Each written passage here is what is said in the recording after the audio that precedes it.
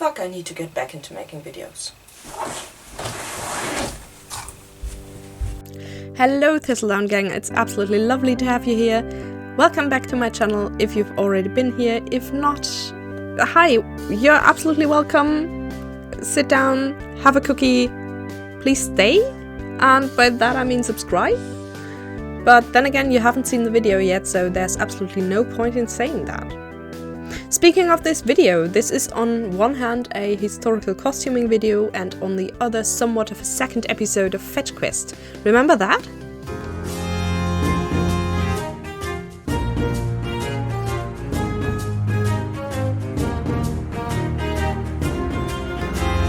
Yes, I'm just as distraught as you by the title being slightly off center.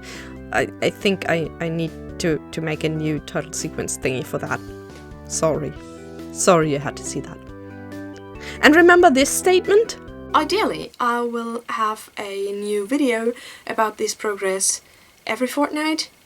It might not happen, I'm really not quite sure. But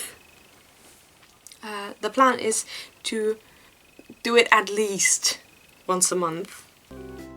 Whew, sweet, sweet summer child. Also, please sleep more. Those rings under your eyes need to be thrown in an active volcano. Thank you. But I haven't forgotten that I wanted to build this character even after all the events were cancelled. In fact, I have been collecting a ton of stuff for her. And today I bring you pants. And by pants I mean 18th century breeches, to be a bit more precise. Of course, my research started out on Pinterest, because everybody's research nowadays starts out on Pinterest, basically. And after a bit, the two blogs that were most helpful to me were Marquise, the making of an 18th century suit, and several of the blog posts of Vincent Briggs, the prettiest gentleman about town. All of my sources are listed and, if possible, linked in the description if you're interested. Pattern-wise, I landed with Norah Waugh's The Cut of Men's Clothes, and because I use an ebook copy, I printed all of the 18th century breeches cuts out for a better assessment. And in the end, I settled on the 1775 cut, but with the 1730s buttonfly. While fall fronts were far more common in the latter half of the 18th century, I have read somewhere, and of course I don't know where anymore, or probably maybe also seen examples of breeches that were still closed with a row of buttons. And as the closing options don't make much of a difference for me as someone who has to open them entirely either way when I want to use the amenities, I went for the button row. Now I do have to admit that I have absolutely no clue how to fit a pattern professionally.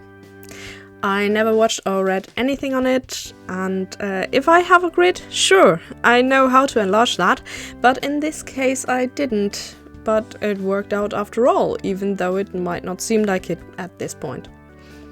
I don't have the narrowest hips around, simply enlarging wouldn't have done it anyway with this pattern. Man, I hate inches.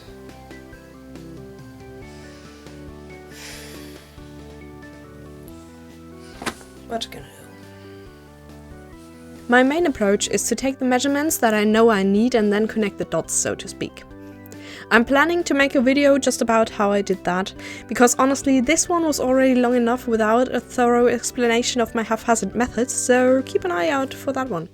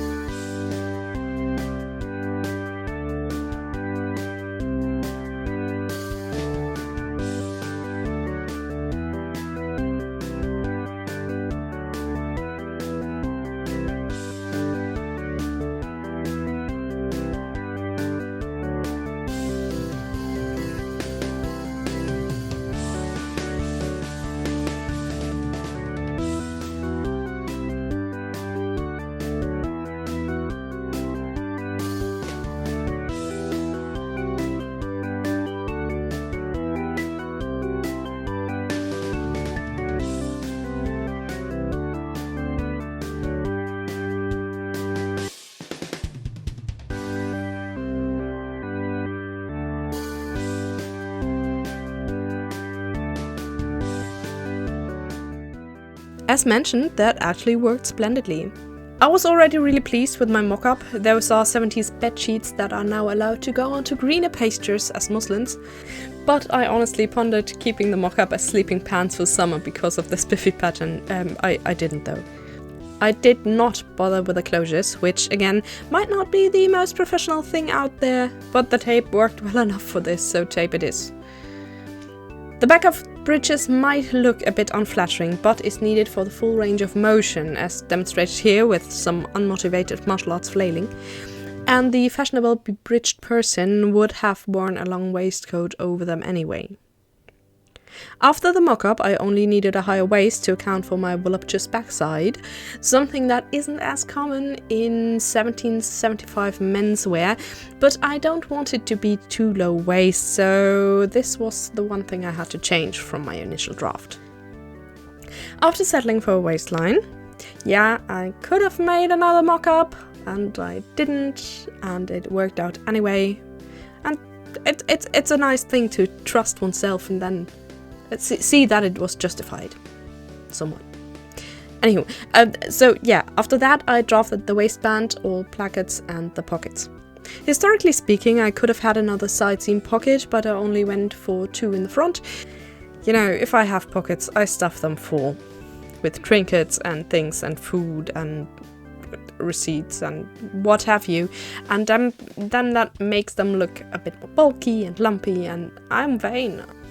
I already knew what fabric to use for the outer layer, but it's fairly thick and a bit rough, so I couldn't get around lining it, and also it's the historical thing to do. So I dug through my white fabrics to find something that I didn't mind parting with too much. I decided to piece the lining, piecing is period after all, because I didn't want to cut in any of my decent linens, because I kinda still need those, also I kinda want to keep them. I sewed the piecing by machine because those are construction seams no one will ever see, but of course I did fell them by hand afterwards because because I did. Enter our protagonist, the main fabric. It's an oval cotton tablecloth I got at the thrift store for €8, and I only know that because I didn't bother to remove the price tag for far too long a time. And it has a dark, rusty, almost light carpet mortem color that was absolutely perfect for the character. I also want my pants to be sturdy, especially in the chop wrap area, and even though traditionally breeches should be made from silk or wool, this is what I got, and I guess it will serve me well. Yes, I do have a compulsive need to justify using material that's not historically accurate-ish. I can't help it. I know it's fantasy, I know, and I know I need to stop gatekeeping myself.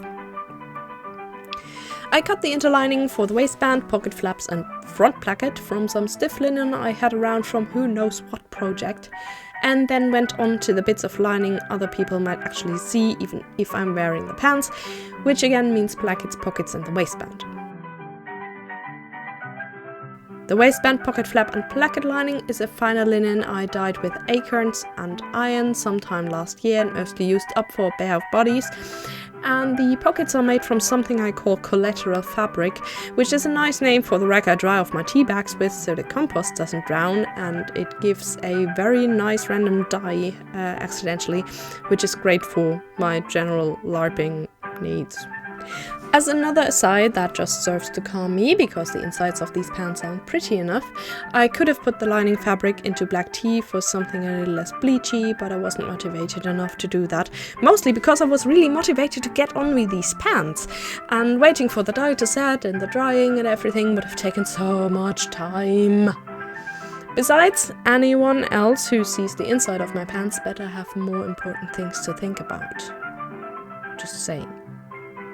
Speaking of the lining, I decided to baste all of it to my fashion fabric first. I generally like basting because it can't get lost other than pins that'll sooner or later turn up in someone's foot, but that's not the reason why I'm basting here.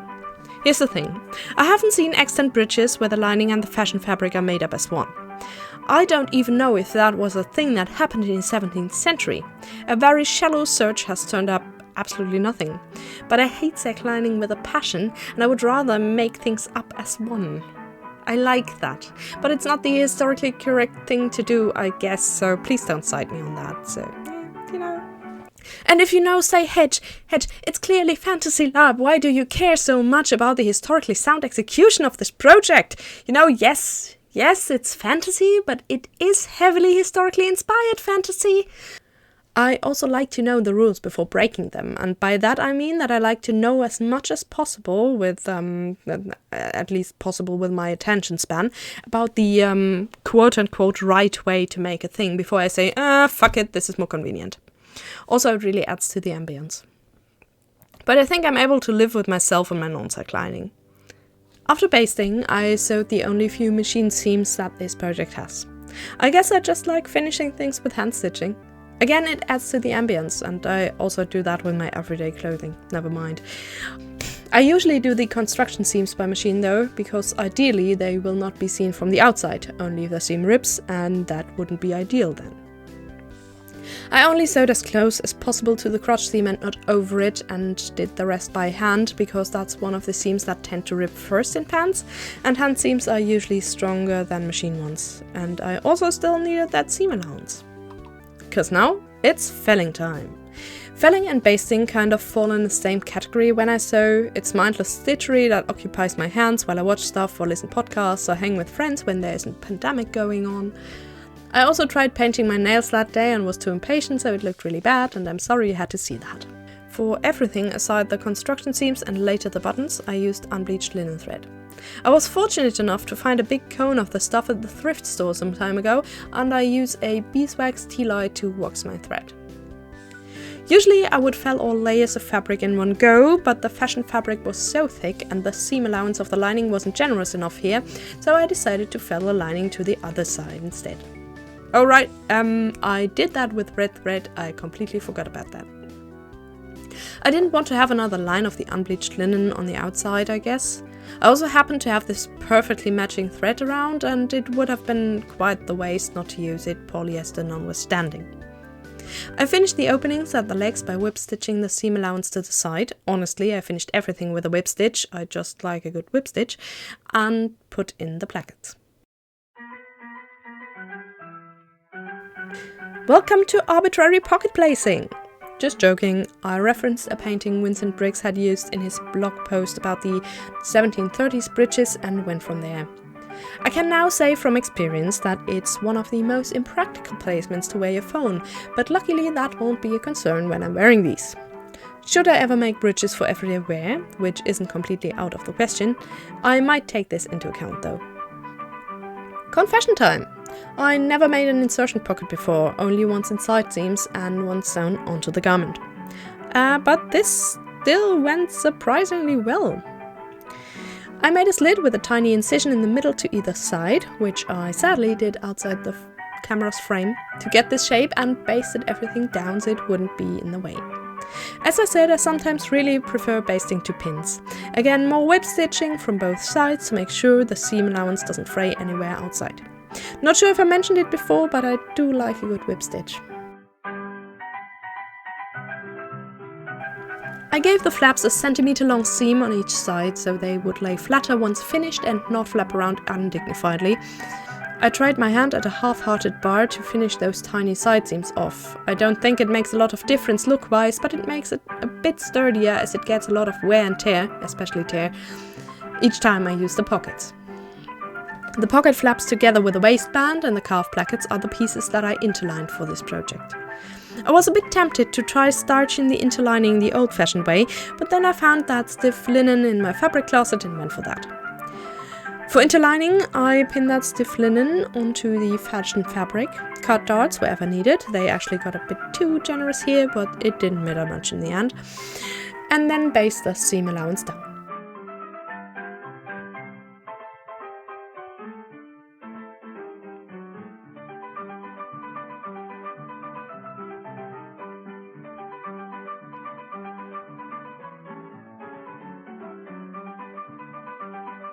The lining fabric is thin enough to be malleable and thus doesn't need darts. I just stitch that on and mold it as I go.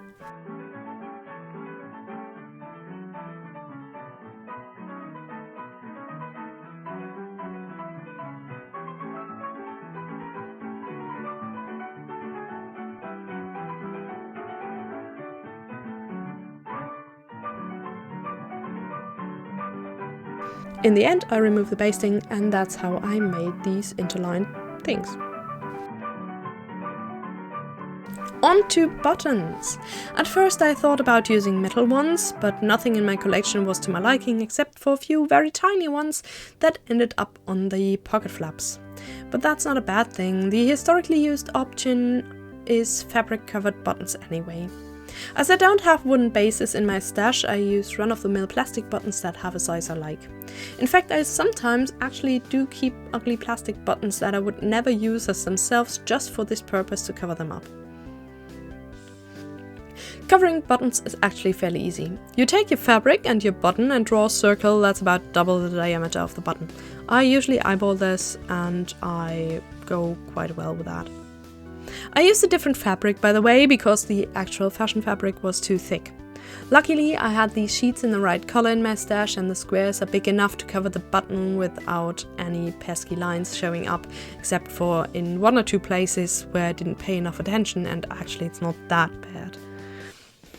And then you stitch around the button to make a very tiny drawstring back, basically. It's easiest to stitch a few millimeters away from the button actually, because then you'll have tight little button mushrooms after you draw it all together. Push the needle through the stem of your mushroom a few times to anchor your thread down, and then wind it around tightly until the stem becomes firm, and then stitch back and forth to anchor the thread again.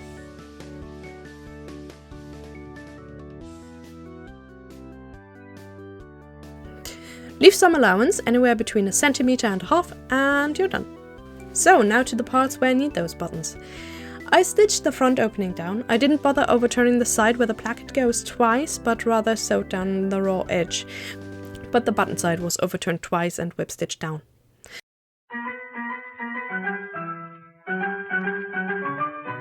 The placket goes half under one and half over the other side, and I left the extra length up there rather than cutting it off a wise decision, because I had shortened my waistband for whatever reason. I have absolutely no idea what I was thinking. So the few additional centimeters came in handy in the end.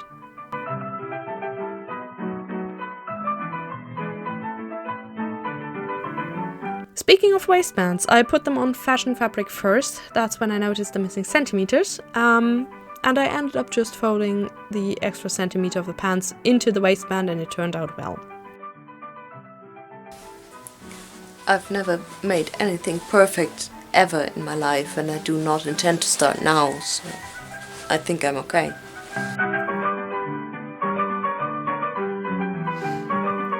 Afterwards I realized that I could have done the fashion fabric on fashion fabric seam by machine, but whatever. After I had also sewn down the lining on the inside, I made 3 lacing holes on each side, none of which I'm particularly proud of. I'm far more pleased with my buttonholes, so let's have a look at those instead. I overcast the edges before using a buttonhole stitch without bars, because that seems to be the historically most used method.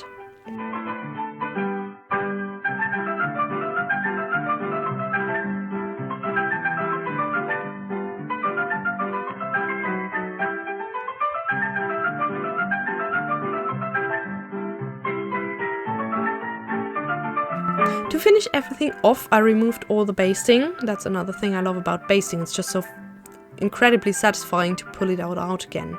Except the parts where you sewed over, but never mind those. I used an old shoelace for the back lacing. Not historically accurate again, but it's close enough. And the color fits, and again, people looking at my backside shouldn't be distracted by that. Also, there'll be a long waistcoat over it anyway. I might have mentioned that before.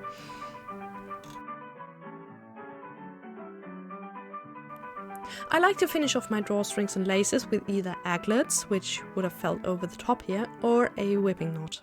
It's a little loop of twine or whatever you need for whatever you're binding that you hold down on the braid or lace, and then you tightly wind your twine around that loop and braid, and in the end you slip the end of the twine through the loop and pull on the other end, the first one, and you're set.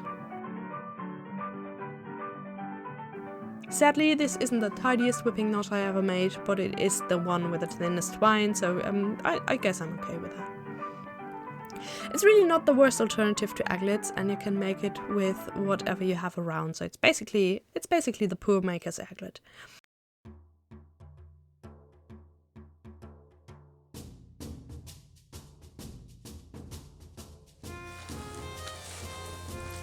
I absolutely did not think I could focus on a project for such long span of time. I'm just waiting for the wax to melt far enough. So, here we are. To secure it further and make the frayed ends more manageable, I covered them in beeswax and rolled them between my fingers until I got a nice tip. They might fray again, but all I have to do is warm it up and roll it again, and I think the wax is a nice little touch. Think of it as historically acceptable fray check.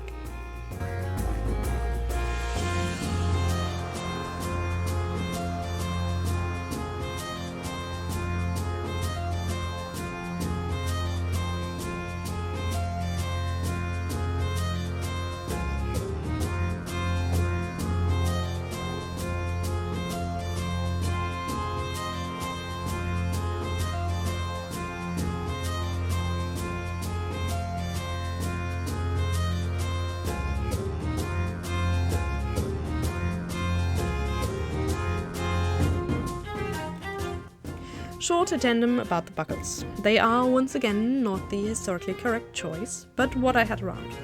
Two-pronged buckles aren't wrong, but originally there would have been an anchor or T-shaped bit that's inserted into another buttonhole on the knee band. You can see that in Vincent Briggs' blog post linked below, but I decided to use what was already there from who knows where, which were stabby little double-pronged buckles, probably from around the Second World War. I went down a bit of a rabbit hole trying to find something to date them with, but this being World War II Germany, that's not really a rabbit hole you want to go down too far. Especially in terms of reenactment. I mean, who even does that? Who even wants to do that?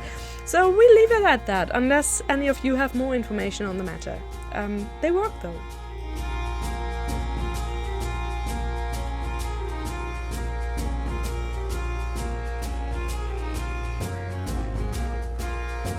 After being done with the thing for a few days and wearing the breeches, I know now that I somewhat underestimated my shapely calves. It's fine the way it is, but I think I could do with a bit more space around the knee bands, or maybe it's an issue with a thick fabric, but that's really the only thing that slightly annoys me about them.